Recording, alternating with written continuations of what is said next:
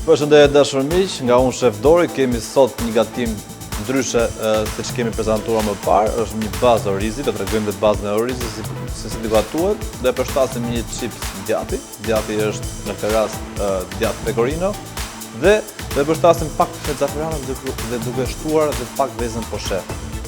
Le të fillojmë nga gatimi duke marrë qepën në si fillim. Për një porcion nuk do na duhet një masë e madhe, e presim kubike, imët,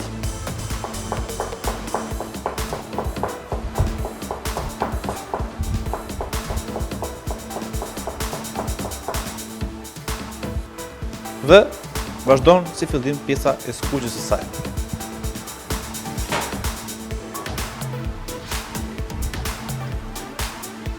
Temperatura duhet gjithmonë e ulët, pasi nuk duhet të rrezikojmë të ndjenjë shije të karbonizuar në pjesën e gatimit të saj. Dhe më pas do shtojmë të gjitha ingredientet me radhë. Pasi është skuqur qepa shumë lehtë, shtojmë orizin për të bërë një kapërdisje të tyre. Ja pa dashur miq, na ndiqni her pas here pasi shumë receta të ndryshme do prezantojmë për ju. Që konsistojnë pastave, rizotot, sallatat të ndryshme, ëmbëlsirat, pse jo, dhe gatime tradicionale. Pasi shikojmë që qepa është zbutur pak, orizi quhet kaneroli, një lloj orizi që shton në mas, por dhe shumë i shijshëm. Kapërdisja e tyre, lehtë, më pas do shtohet vera dhe gradualisht duke shtuar bulionin për të bërë sa më kremoze masën e saj që amidoni të dali në mënyrën më perfekte të mundur.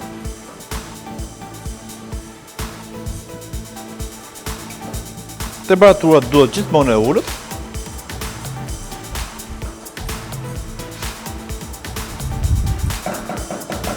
Dhe ka ardhur momenti për të shtuar verën që duhet ta shuajmë.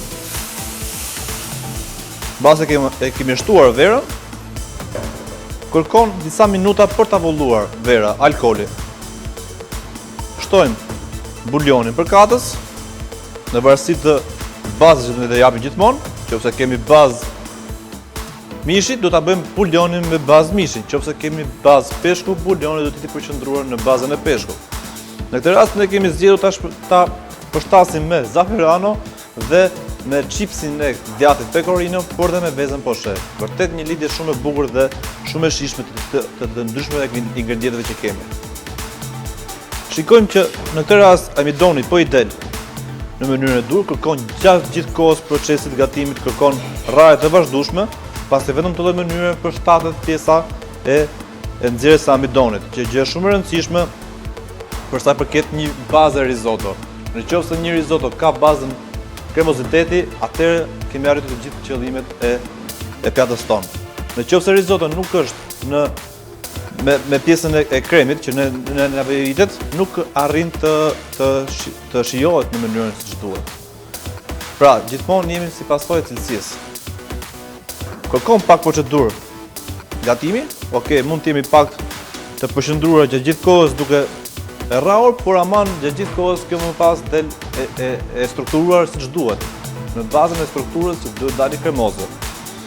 Pastaj shihen, mund t'ja japim me bazën e mishit ose të peshkut, por duke dhënë dhe me bazën e vegetariane, me perimet të ndryshme, që mund t'i kemi të stinës.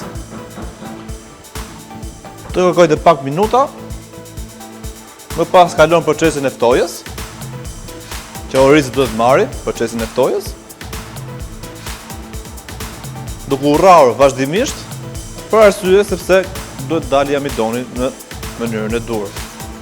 Të na jep një enë e caktuar, një spatull që kërkon një rraje të saj. Siç kemi thënë, në restorante ndryshme, baza e orizit bëhet gjithmonë e para përgatitur, pasi nuk arrin që koha të jetë shumë e përshtatshme për të përgatitur një oriz nga fillimi deri në fund, pasi klienti lehtësisht do mërzitet. Shikojmë që orizi është zbutur, të kalojmë procesin e ftojës. Do na duhet një spatull, do na duhet një enë e përshtatshme, dhe më pas të gjithë strukturën e rajës. Në këtë lloj procesi që po ne tregojmë, ky lloj procesi është stopimi i gatimit të bazës së orizit. Dhe normalisht nuk gatuhet më dhe neve e mbajmë në fresk ose në temperaturë 4 deri në 5 gradë deri në 2 ose 3 ditë. Ku flasim për restorant. Në shtëpi normalisht nuk kërkohet një masë e madhe për të gatuar. Ja, po ta shumë miq, jemi në momentin që shikojmë që orizi është ftohtë, ka arritur temperaturën më të ulët pasi e kemi rrahur gjatë gjithë kohës dhe vjen faza numër 2, që do të kalohet sërish për të gatuar, duke shtuar ingredientet thjeshtues, siç është zaferano dhe më pas përfundimi i pjatës së saj. Okej. Kur themi për risotto, gjithmonë konsiston në gatime relativisht deri diku të vështira, pavarësisht ingredienteve që ne mund të kemi. Atëherë kemi dezur normalisht bazën, do shtojmë pak sërish nga buljoni i tij me bazë perimesh. Temperatura duhet gjithkohë e ulët, kontrollojmë disa herë për krip dhe marr pak nga zaferano për ta përshtatur sa më mirë në risotton ton. Për një porcion nuk kërkon më shumë se një tablet, pasi është vërtet shumë e fortë si shije.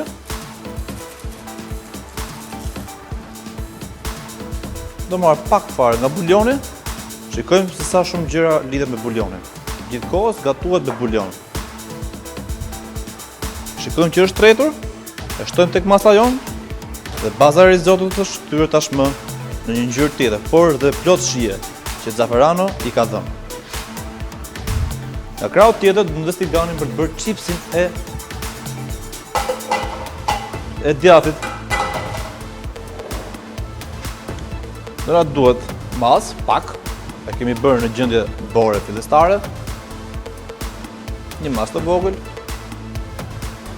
Nuk është më shumë se 20 deri në 30 gram. Dhe e lëmë me një temperaturë të ulët.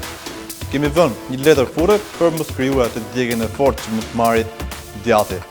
Dhe nga krau tjetër do vazhdojmë të bëjmë vezën poshe. Edhe veza poshe kërkon një procedurë të saktë gatimi, pasi nuk do të rrezikojmë që ajo të na shpërbëhet ose të çahet.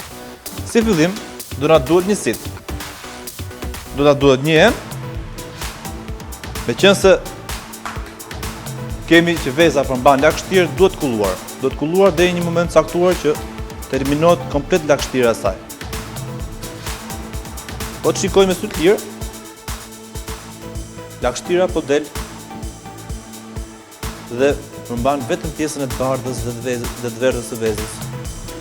Krijon një procedurë të saktë në prezantimin e saj dhe në fund është lehtësisht e realizueshme. Shikojmë që nga krau tjetër orizi kërkon pak sërish buljon për t'u zjerë. Kemi vendosur dhe chipsin e djathit. Pra, shikojmë disa procedura në të njëjtën kohë.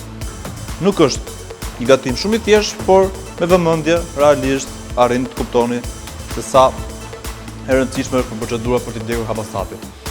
Do na duhet dhe një em për të hedhur vezën poshe, të jetë sa më e lehtë.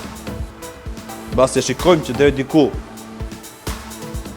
pjesa e lagështirës ka dalë dhe shtojmë në një enë tjetër të caktuar. Me kujdes, pastrojmë vendin e punës. Kontrollojmë risotton. Shtojmë pak nga buljoni. Dhe posteriori te buljoni për katës do shtojmë vezën poshe. E fikim enën dhe buljonit. Do të krijojmë një vorbull. Pasi e kemi fikur, në këtë mënyrë del nxehtësia e tepërt që mund ketë dhe do shtojmë vezën poshe, që më parë kemi hequr lagështirën. E lëm për 3 minuta për arsye sepse do të mpiksel. Pra, nuk do të dalet as e qullët, por do të mpiksel për një kohë caktuar që i përket 3 minuta. Na duhet, mbasi kemi parë që dhe kemi krijuar djathin chips për sa i përket prezantimit të saj, kemi për të prezantuar dhe pjesën e risottos. Në pjatë i ka ardhur fundi i recetës tonë. dhe të bëhet mundur për prezantimin e saj në pjatë. Pra, na duhet një pjatë e tillë, pastojmë dhe vendin e punës. Kemi risotton pothuajse gati, vetëm për ta lidhur në momentin e fundit. Për aromë do t'i shtoj vetëm pak fare djathë pecorino. Vërtet është një recetë shumë e shijshme, por kërkon pak saktësi me procedurat e tyre. Ne shikojmë që e gjithë baza e orizit është e lidhur. Për të bërë të mundur ekzekutimin final të kësaj lloji recete, kërkon një lugë shërbimi. Gjithmonë me lugë shërbimi. Me kujdes vendosim një sasi për një porcion të caktuar. Shikojmë që dhe pjata është e përshtatur gjithmonë me ngjyrat që kemi në bazë të ingredientëve. Kërkon një goditje të tyre, pak fare, për të balancuar komplet pjesën e asaj dhe do marr vezën poshe për ta vendosur pjesën e sipërme të saj.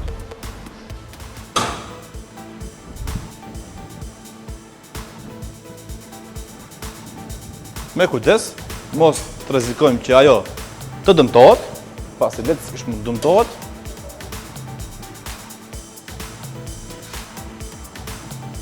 E vendosim një herë në një pjatë dhe më pas më të mundur në prezantimin e saj. Marrim dhe djathën chips, që më parë ne kemi gatuar në një tigan me pak fare me letrën e furrës, duke e vënë në sipërfaqen e saj. Më pas do vendos vezën poshe, që kërkon një qëndrueshmëri të saj në pjatë, dhe kam zgjedhur disa lule dekori për ta vendosur. Dhe kam përzgjedhur disa lule dekori për ta përshtatur dhe për t'i dhënë ngjyrë recetës tonë. Akoma kjo pjatë nuk ka përfunduar, pasi unë do ekzekutoj dhe pjesën e çarjes së saj, të vezës poshe, që konsiston që dalë sa më e qullët dhe të lidhur me pjesën e risotës. Ja për dashur miq, e gjitha është realizuar në mënyrën më të durë dhe më perfekte. Ja për dashur miq, kjo ishte receta që i përket ditës së sotme, që ishte një bazë orizi me zaferano. Normalisht kemi përdorur dhe bulionin për katës dhe kemi përshtatur me një chips djathi pecorino dhe vezën poshe, vërtet shumë të shijshme të lidhurat bashkë me njëra tjetrën. Ju faleminderit për vëmendjen që na kushtuat. Bashkë mirupafshim në tjetër receta. Faleminderit.